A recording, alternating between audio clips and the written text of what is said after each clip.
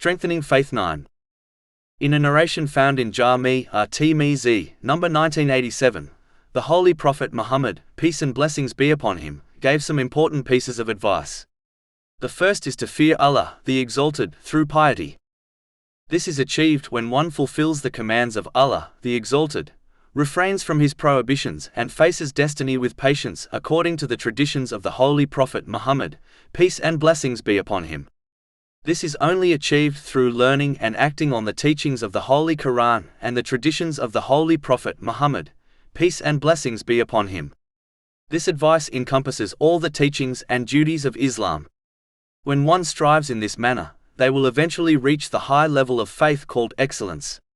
This is when one acts such as performing the prayer, as if they witness Allah, the Exalted, observing them. This has been advised in a narration found in Sahih Muslim, number 99. This ensures one fulfills their duties both to Allah, the Exalted, and to the creation. The latter involves fulfilling the rights of people, according to the teachings of Islam. This is best fulfilled by treating others how one desires to be treated by people.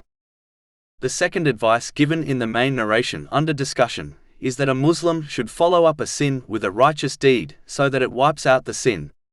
This refers to minor sins only, as major sins require sincere repentance.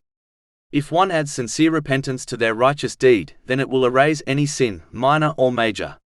But a part of acting rightly is to strive not to repeat the sin again, as sinning with the intention of following it up with a righteous deed is a dangerous, misguiding mentality. One should strive not to commit sins, and when they do occur, they must sincerely repent.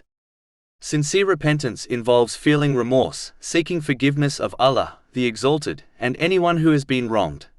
As long as this will not lead to further trouble, one must sincerely promise to avoid committing the same or similar sin again and make up for any rights which have been violated in respect to Allah, the Exalted, and people.